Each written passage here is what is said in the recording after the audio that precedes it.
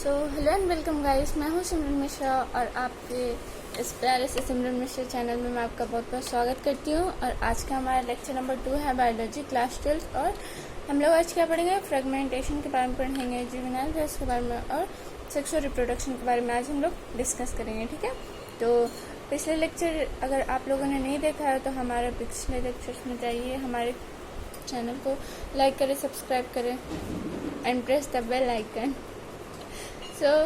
चलिए हम लोग स्टार्ट करते हैं आज का हमारा लेक्चर। ठीक है, यहाँ पे देखते हैं। Obviously since the formation of this structure does not involve into two parents. ठीक है, ये जो फॉर्मेशन होता है स्ट्रक्चर का, उसमें दो पेरेंट इन्वॉल्व नहीं होते हैं। The process involve is asexual reproduction जो होता है उसमें दो पेरेंट इन्वॉल्व नहीं होते। A single parent is responsible for the reproduction. और क्या होता है ना, एसेक्सुअल रिप्रोडक्शन जो होता है ना वो फास्ट प्रोसेस होता है as compared to sexual reproduction. ठीक है, if the body breaks into distinct pieces fragments, each fragment grow into an adult capable of producing offspring. This is also a mode of sexual reproduction called fragmentation. अब क्या होता है ना कि जो body of organism होती है, जो बॉडी ऑफ ऑर्गेनिज्म होती है वो ब्रेक कर जाती है डिस्टिंक्ट पीसेस में, टूटी जैसे। ठीक है, टूट जाती है, फ्रेगमेंट्स हो जाती है, टूट जाती है। Each fragments grow into an adult capable of producing offspring. और जो ईच फ्रेगमेंट्स जो होते हैं वो अडल्ट कैपेबल होते हैं, मतलब कि जब वो अडल्ट होते हैं तो कैपेबल होते हैं प्रोड्यूसिंग ऑफस्प्रिंग में। ठीक है, this is also a mode of asexual reproduction called fragmentation. और ये भी एक मोड ऑफ एसेक्सुअल रिप्रोडक्शन है जिसे हम लोग क्या कहते हैं, फ्रेगमेंटेशन कहते हैं। ठीक है, You must have heard about the scourge of the water bodies or about the terror of Bengal. आप लोगों ने स्कोरेज ऑफ वाटर बॉडीज के बारे में भी सुना होगा या फिर terror of Bengal. Terror of Bengal का मतलब यहाँ पे ये है कि एक ऐसा पौधा जो कि एक निश्चित वक्त पे उगता है। ठीक है, जैसे आप लोग अपने घरों में भी कभी कभी देखते होंगे कि एक ऐसा प्लांट होता है जो कि सिर्फ 10 o'clock में खिलता है। ठीक है, उसके बाद फिर वो मुरझा जाता है, वही हुआ टेरर ऑफ बंगाल। ठीक है, this is nothing but the aquatic plant water हाइनाक। ये कुछ भी नहीं, ये एक्वाटिक प्लांट है वाटर हाइनाक। एक्वाटिक प्लांट से मतलब यहाँ पे है वैसे प्लांट, वैसे ऑर्गेनिज्म, ऐसे प्लांट जो कि एक्वाटिक यानी कि वाटर में अपनी जिंदगी को व्यतीत करते हैं। ठीक है, वाटर बॉडीज प्लांट। ठीक है, इतना ही समझिए कि वो वाटर बॉडीज में रहते हैं और वो कुछ भी नहीं किया है, वाटर हाइनाक है। ठीक है, stand which is one of the most invasive weeds found growing whenever there is standing water. अब जो ये वाटर है ना कि प्लांट है जो कि इन्वेसिव बीड है, एक बीड का प्रजाति है। ठीक है, जो कि फाउंड किया जाता है growing wherever it is standing water, जहाँ पे भी रुका हुआ पानी होता है। ठीक है, जहाँ पे भी रुकी हुई पानी होगा वहाँ क्या होगा, वाटर हाइनाक होगा। जहाँ पे भी स्टैंडिंग वाटर होगा, it drains oxygen from the water. ये ऑक्सीजन कहाँ से लेता है, डायरेक्टली वाटर से होता है, which leads to the death of fishes. और इससे क्या होता है, मछलियों की जान भी चली जाती है। वो ड्रेन करता है ऑक्सीजन वाटर से और इससे मछलियों की जान चली जाती है।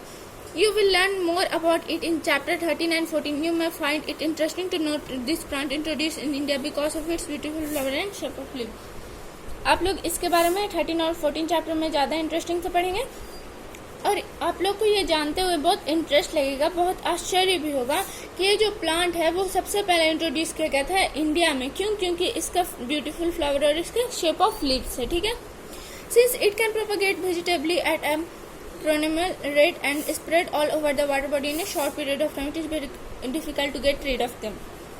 अब ये जो वाटर हाइनाक होता है वो प्रोपगेट करता है वेजिटेबली एट अ फिनोमिनल रेट। ये जो बहुत जल्दी स्प्रेड कर जाता है all over the water body में एक शॉर्ट पीरियड ऑफ टाइम में, और फिर इसको निकालना बहुत ही मुश्किल हो जाता है। जैसे झील में भी आप लोग देखते हैं कि पूरा झील भरा हुआ है। ठीक है, पूरा झील भरा हुआ है वाटर हाइनाक से। ठीक है, अब जब पूरा झील भर जाएगा वाटर हाइनाक से तो क्या होगा, दिक्कत तो होगा ना। दिक्कत कैसे नहीं होगा, अगर पूरा झील भर गया है वाटर हाइनाक से तो मछलियां सांस कैसे लेगी, ऊपर में सारा लेयर हो जाता है, उसकी वजह से मछलियों को सांस लेने में दिक्कत होती है। मछली जी नहीं पाती है उस वाटर में, और वो ऑक्सीजन कहाँ से लेता है, डायरेक्टली वाटर से लेता है। इतना ही आपको याद रखना है। Are you aware how plants like potato, sugarcane, banana, ginger, dahlia are cultivated. अब आप लोग को ये अवेयर होना चाहिए कि ये सब प्लांट्स कैसे कल्टिवेटेड किया जाता है। Have you seen a small plant emerging from the buds called eye of the potato tuber? अब आप लोग ने छोटे छोटे प्लांट्स के बारे में तो पढ़ा ही होगा जिसमें बर्ड्स होते हैं। ठीक है, जैसे कि potatoes of I like potato tuber, ठीक है। पोटैटोस में आप लोग बरसात के दिनों में देखते हैं कि पोटैटोस के बाहर एक बर्ड्स जनरेट हो जाते हैं, ठीक है, उसे क्या कहते हैं, पोटैटो ट्यूबर कहा जाता है, ठीक है, potato tuber. From the rhizome of banana and ginger, और अदरक भी, ठीक है। अदरक में भी आप लोगों ने देखा होगा छोटे छोटे बर्ड्स होते हैं जिसमें से फॉर्मेशन होता है, ठीक है। When you carefully try to determine the site of origin of the new species plantlets in the plant listed above, you will notice that they are inversely arised from the nodes present in the modified stem of this plant. अब जब आप लोग carefully इसके बारे में पढ़ेंगे, इस site of origin के बारे में, तो आप लोग को ये पता चलेगा, ये आप लोग नोटिस करेंगे कि ये सारे जो होते हैं वो अराइज करते हैं कहाँ से, नोड्स होते हैं, नोड्स उसमें से अराइज होते हैं जो कि प्रेजेंट करते हैं modified stem of this plant, जो कि उनके मॉडिफाइड स्टेम, जो कि उन लोगों के मॉडिफाइड स्टेम में प्रेजेंट होते हैं उन लोग के प्लांट में, ठीक है। अब यहाँ पे पढ़िए, When the nodes come in contact with damp soil or water, अब जब नोड्स कांटेक्ट में आते हैं, सॉइल और वाटर के कांटेक्ट में आते हैं, कौन से नोड्स, ठीक है, they produce roots and new plant, तो वो क्या करते हैं, प्रोड्यूस करते हैं रूट को और नए प्लांट के, ठीक है। Similarly adventurous birds arise from the notches present, Similarly, adventurous birds arise from the noches and new plants, ठीक है। यहाँ पे क्या बता रहा है कि इसी तरह से, ठीक है, एक बर्ड है जो कि एक बर्ड है, ठीक है। बर्ड का मतलब क्या होता है, जैसे पोटैटो हुआ, उसमें एक बर्ड जनरेट हो गया, पोटैटो है, ठीक है। इसमें आप लोगों ने देखा होगा ऐसे बर्ड जनरेट होता है, पोटैटो ट्यूबर, ठीक है। इसी को हम लोग क्या कहते हैं, पोटैटो ट्यूबर कहा जाता है, ठीक है। तो उसी प्रकार से जैसे कि पोटैटो में बताया गया, ठीक है, यहाँ पे भी है, एडवेंचर बर्ड arise from the notches present are marginal leave of bryophyllum, bryophyllum का यहाँ पे एग्जांपल दिया गया है, ठीक है, ब्रायोफाइलम का, ठीक है। ब्रायोफाइलम क्या होता है, जो लीव्स होती है, ठीक है, उसी से रूट्स का जनरेशन होता है इस तरह से, और लीव से ही लीफ का आगे फॉर्मेशन होते जाता है, और फिर लीव्स के ऊपर ही लीफ होती है, यही है ब्रायोफाइलम, इतना ही समझ जाइए, ठीक है। Leaves of Bryophyllum. This ability is fully exploited by gardeners and farmers for commercial propagation of such plants. अब ये किस चीज में काम आती है ब्रायोफाइलम, कॉमर्शियल प्रोपगेशन, मतलब कि उन लोगों को पैसा कमाने में, गार्डनर्स को या फिर किसान को मदद मिलती है पैसा कमाने में इन सभी कॉमर्शियल प्लांट्स के थ्रू, ठीक है, ब्रायोफाइलम के through. It is interesting to note that asexual reproduction is the common method of reproduction in organisms that have a relatively simple organization like algae and fungus, and that they shift to sexual mode of reproduction just before the onset of adverse condition. आप लोग को ये interesting लगेगा जान के कि asexual reproduction जो होता है वो एक कॉमन मेथड ऑफ रिप्रोडक्शन होता है जिसमें ऑर्गेनिज्म रिलेट करता है सिंपल ऑर्गेनाइजेशन में, लाइक एल्गी और फंगस में, ठीक है। And they shift to sexual reproduction just before the onset of adverse condition. वो लोग कैसे अडेप्ट, एडवर्स कंडीशन का मतलब आप लोग लिख लीजिए कि वो लोग कैसे अडेप्ट करते हैं, वो लोग कैसे सर्वाइव कर देता है, ठीक है। Find out how sexual reproduction enables this organism to survive during unfavourable condition. अब आप लोग को ये जानना चाहिए कि सेक्सुअल रिप्रोडक्शन कैसे इनेबल करता है ऑर्गेनिज्म को सर्वाइव करने के लिए इस अनफेवरेबल कंडीशन में, ठीक है। Why is sexual reproduction favored under such condition? Asexual, vegetative as well as sexual mode of reproduction are exhibited by the higher plant. On the other hand, only sexual mode of reproduction is present in the most of the plant. ठीक है, तो यहाँ पे देखिए जो sexual reproduction होता है वो इनेबल करता है ऑर्गेनिज्म को सर्वाइव करने के लिए अनफेवरेबल कंडीशन में भी। Why sexual reproduction favoured to such condition, अब ऐसा क्यों होता है, ठीक है। सबसे पहले तो ये जान लीजिए कि रिप्रोडक्शन क्यों इम्पोर्टेंट है, ठीक है। तो ये रिप्रोडक्शन जो होता है वो इंश्योर करता है किसको, कंटिन्यूटी ऑफ लाइफ को, ठीक है, कंटिन्यूटी ऑफ स्पीसीज को, and also help in phenomena of speciation, और हेल्प करता है किस चीज में, स्पेशिएशन में, ठीक है। तो ये यहाँ पे आप लोग अंडरलाइन करके लिख लीजिएगा कि this ensure the continuity of organism to adapt and to change condition and survive करने में हम लोगों को मदद मिलती है, ठीक है, रिप्रोडक्शन के थ्रू। अब चलिए हम लोग अपना नेक्स्ट लेक्चर स्टार्ट करते हैं सेक्सुअल रिप्रोडक्शन का, ठीक है। अब सेक्सुअल रिप्रोडक्शन के बारे में जानते हैं। Sexual reproduction involve formation of male and female gamete. अब सेक्सुअल रिप्रोडक्शन में क्या होता है, मेल और फीमेल गैमेट इन्वॉल्व होते हैं। सबसे पहले मैं आपको ये बता दूं कि जो एसेक्सुअल रिप्रोडक्शन होता है वो फास्ट प्रोसेस होता है as compared to sexual reproduction. ये आपको माइंड में डाल लेना चाहिए। जो एसेक्सुअल रिप्रोडक्शन होता है वो फास्ट प्रोसेस होता है as compared to sexual reproduction. ठीक है, इतना समझ गए। अब हम लोग ये जानेंगे कि सेक्सुअल रिप्रोडक्शन क्या होता है और ये क्यों फास्ट नहीं होता, ये क्यों स्लो और फास्ट प्रोसेस होता है, क्यों एलैबोरेट प्रोसेस होता है, ये हम लोग जानेंगे। Sexual reproduction involve formation of male and female gamete. अब सेक्सुअल रिप्रोडक्शन में क्या होता है, दो पेरेंट इन्वॉल्व होते हैं रिप्रोडक्शन में। ठीक है, यहाँ पे देख रहे हैं formation of male and female gamete, underline कर लीजिए। Either by the same individual और बाय द डिफरेंट इंडिविजुअल और द अपोजिट सेक्स, और अपोजिट सेक्स इसमें रिकॉर्ड होते हैं। ठीक है, These gametes fuse to form the zygote which helps to develop to form the new organization। अब ये गैमेट जो होते हैं वो फ्यूज करते हैं जायगोट में और डेवलप करते हैं न्यू ऑर्गेनिज्म में। ठीक है, it is an elaborate complex and slow process as compared to asexual reproduction. जैसे कि मैं आपको पहले भी बताई कि इलाबोरेट कॉम्प्लेक्स और स्लो प्रोसेस होता है as compared to asexual reproduction. अब क्यों ऐसा होता है, यहाँ पे बताया गया है because of the fusion of male and female gamete, क्योंकि फ्यूजन हो रहा है मेल और फीमेल गैमेट का। Sexual reproduction result in offspring that are not identical to the parents और अमंग देमसेल्फ। अब जो सेक्सुअल रिप्रोडक्शन होता है वो रिजल्ट करता है ऑफ स्प्रिंग, मतलब उसके बच्चे में डेट आर नॉट आइडेंटिकल, जो कि सेम टू सेम नहीं होते हैं उनके पेरेंट्स और अमंग देमसेल्फ से। ठीक है, a study of diverse organism plants, animal or fungi so that through they differ so greatly in external morphology, internal, external। अब एक्सटर्नल मोर्फोलॉजी क्या होता है, ठीक है, तो अंडरलाइन करिए पेंसिल से, यहाँ पे लिखिए shape, structure, colour, pattern and size is called external morphology, कि वो बाहर से कैसा दिख रहा है। सेक्सुअल रिप्रोडक्शन जो क्या होता है फास्ट प्रोसेस होता है as compared to asexual reproduction. क्यों ऐसा होता है, क्योंकि इसमें फ्यूजन ऑफ मेल और फीमेल गैमेट होता है। ठीक है, फ्यूजन हो रहा है मेल और फीमेल गैमेट का, क्या हो रहा है, फ्यूजन हो रहा है। उसके बाद क्या करेगा, जायगोट का फॉर्मेशन करेगा। चलिए आगे पढ़ते हैं।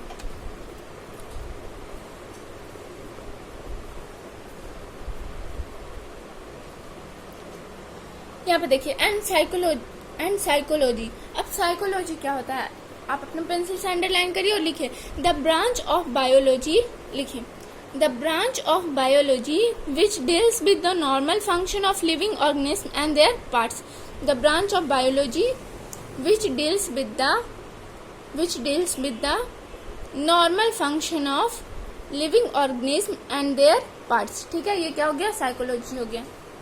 when it comes to sexual mode of reproduction surprisingly they share a similar pattern। जब हम लोग सेक्सुअल मोड ऑफ रिप्रोडक्शन में आते हैं तो वो लोग क्या करते हैं, एक सिमिलर पैटर्न को शेयर करते हैं। ठीक है, let us first discuss what features are common to this diverse organism. अब हम लोग ये जानेंगे कि क्या क्या फीचर्स जो हैं वो कॉमन है इन ऑर्गेनिज्म में।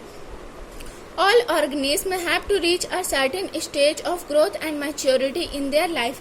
सभी ऑर्गेनिज्म जो होते हैं वो रीच करते हैं एक सर्टेन स्टेज पे जहाँ पे वो ग्रो करते हैं, मैच्योर करते हैं अपने लाइफ में। Before they can reproduce sexually, that period of growth is called juvenile phase।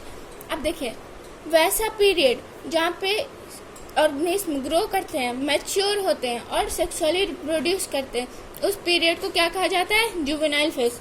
फिर से बता रही हूँ, आप लोग को दिमाग में ले लेना है क्योंकि बोर्ड एग्जाम के लिए बहुत इंपॉर्टेंट है जुवेनाइल फेज। ऐसे ऑर्गेनिज्म, ऑल ऑर्गेनिज्म, सभी ऑर्गेनिज्म जो होते हैं वो रीच करते हैं, मतलब कि पहुंचते हैं एक ऐसे स्टेज पे जहाँ पे वो ग्रो करते हैं, मैच्योर होते हैं और सेक्सुअली रिप्रोड्यूस करते हैं। वैसे पीरियड को क्या कहा जाता है, जुवेनाइल फेज कहा जाता है। और यही चीज अगर ग्रो कर रहा है, मैच्योर कर रहा है, सेक्सुअली रिप्रोड्यूस कर रहा है या एसेक्सुअली रिप्रोड्यूस कर रहा है, तो वो अगर प्लांट में हो रहा है तो उसे क्या कहेंगे, वेजिटेटिव फेज कहेंगे। ठीक है, इसे भी अंडरलाइन कर लीजिए और दिमाग में डाल लीजिए, बोर्ड एग्जाम के लिए बहुत इंपॉर्टेंट है। This phase is of variable duration in different organism. ठीक है, अब ये फेज जो होता है वो वेरिएबल ड्यूरेशन का होता है डिफरेंट ऑर्गेनिज्म में। ठीक है, the end of juvenile vegetative phase which marks the beginning of the reproductive phase can be seen easily in the higher plants when they come to flower. अब जब end of juvenile या vegetative phase होता है तो वो क्या करता है, मार्क्स करता है beginning of the reproductive phase. अब जब भी जुवेनाइल या वेजिटेटिव फेज मार्क करता है बिगनिंग और रिप्रोडक्टिव फेज में, तो हम लोग क्या देखेंगे कि easily in higher plant when they come to flower. अब ये हम लोग कहाँ देख सकते हैं, हायर प्लांट में देख सकते हैं, फ्लावरिंग प्लांट में देख सकते हैं जो कि फ्लावर कर रहे हैं। ठीक है, हायर फ्लावरिंग प्लांट पे हम लोग इसको देख सकते हैं, ठीक है। यहाँ पे देखिए, how long does it take for marigold, rice, wheat, coconut, mango plant to come to flower? In such plants हम okay more than once, what would you call the inter flowering period, juvenile और mature, ठीक है। ठीक है, basically हम लोग mango का example लेते हैं, ठीक है। मैंगो क्या है, सीजनल फ्रूट है कि नॉन सीजनल फ्रूट है? सीजनल फ्रूट है, ठीक है। अब मैंगो क्या है कि कब वो उगता है, ठीक है। Those plant which flower more than once having an inter flowering period is called juvenile phase. वैसे प्लांट या फिर वैसे फ्लावरिंग प्लांट जो कि एक साल में एक बार से ज्यादा फ्लावर करते हैं या फिर ज्यादा बार वो मतलब कि अपना रिप्रोडक्शन को शो करते हैं, वैसे इंटर फ्लावरिंग प्लांट को क्या कहेंगे, वेजिटेटिव फेज कहेंगे, ठीक है। मैरीगोल्ड में कितना टाइम लगता है, यहाँ पे लिखा है, नोट करिए। मैरीगोल्ड को अराउंड 3 मंथ लगता है। व्हीट और राइस को एनुअल प्लांट होते हैं जो कि सीजन वाइज ग्रो करते हैं, ठीक है। मैंगो जो प्लांट होते हैं या फिर कोकोनट जो होते हैं वो 3 से 6 साल में अपने फ्लावर को देते हैं।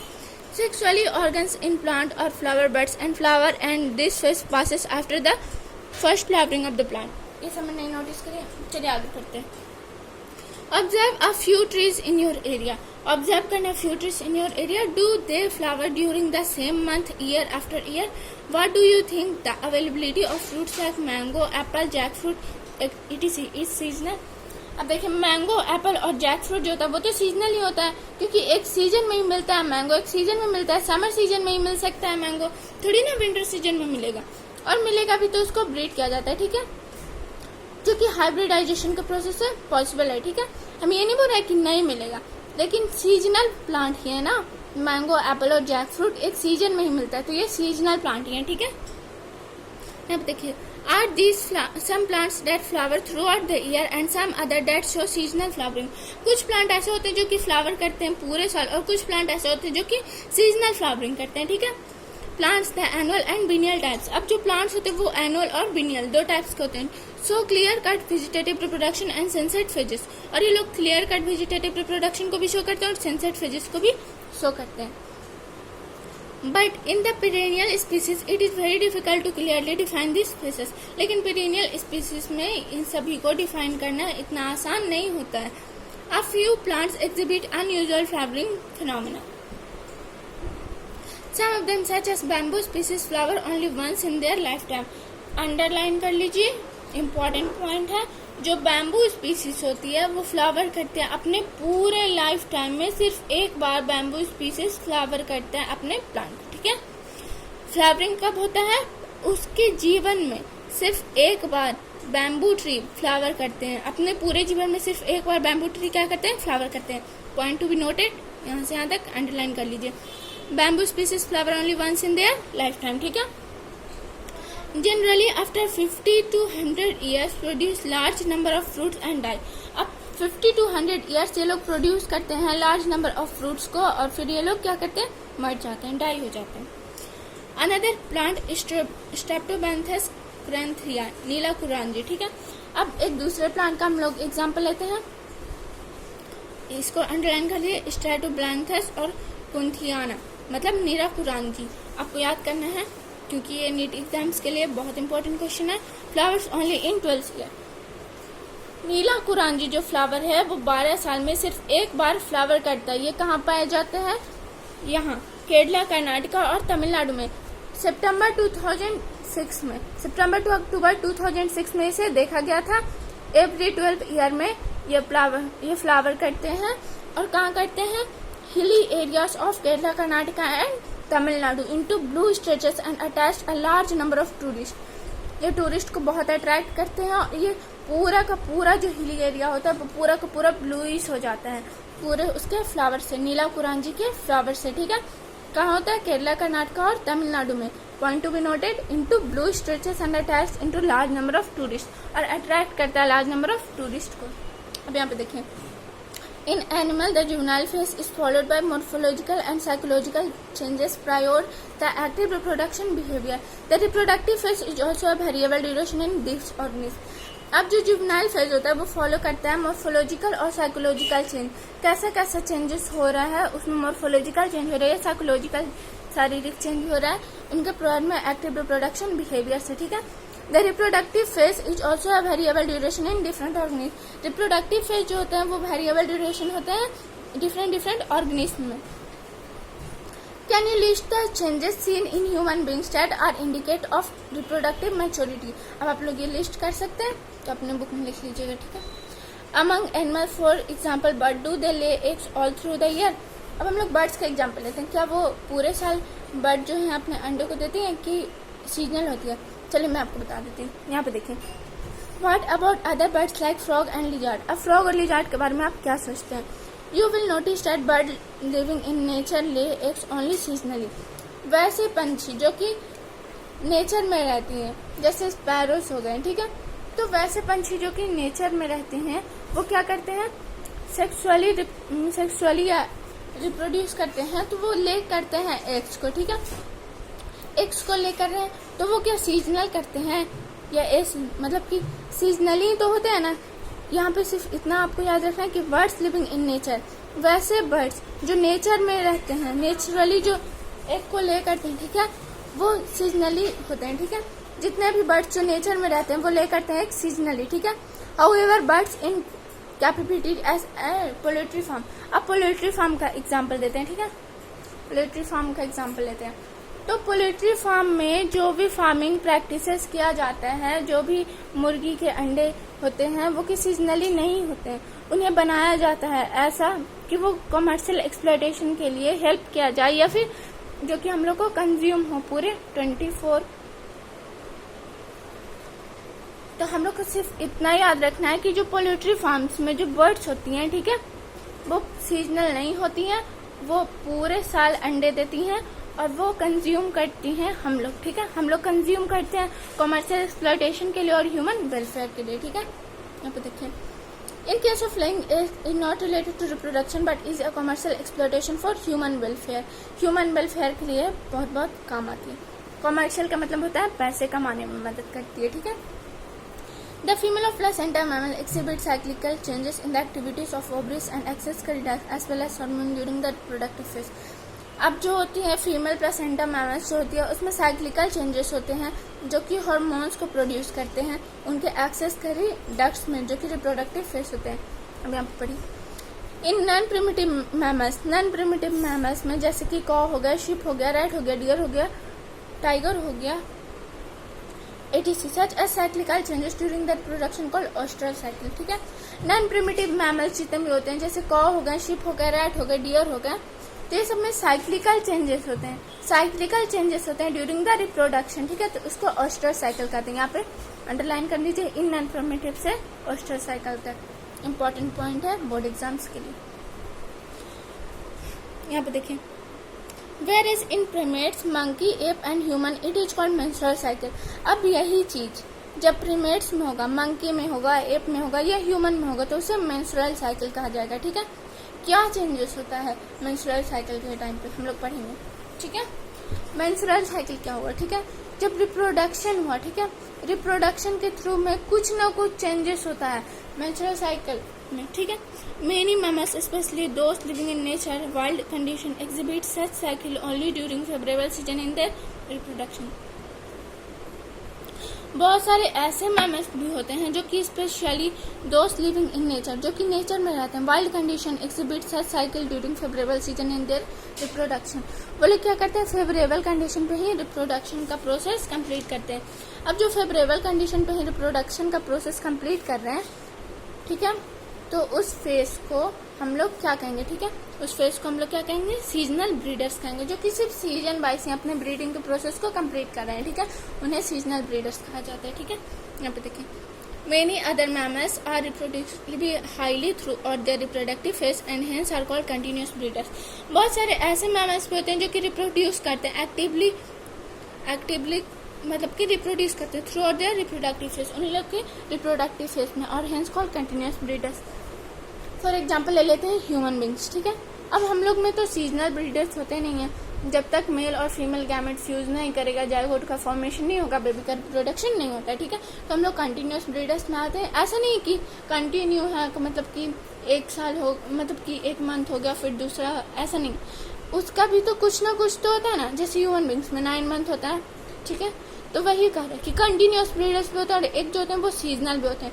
सीजनल में डॉगी को ले लीजिए, जैसे डॉग्स के एग्जाम्पल अगर हम लोग लेते हैं तो ठंडी के दिन में आप लोग देखते होंगे कि डॉगीज अपने बेबीज को जन्म देते हैं, ठीक है। ह्यूमन बींग, तो ह्यूमन बींग कंटिन्यूअस ब्रीडर्स में आएंगे। अब आप लोग कहेंगे कि क्यों कंटिन्यूअस ब्रीडर्स में आएंगे, क्योंकि हम लोग का एक पीरियड ऑफ टाइम होता है जब हम लोग रिप्रोड्यूस करते हैं सेक्सुअली, ठीक है।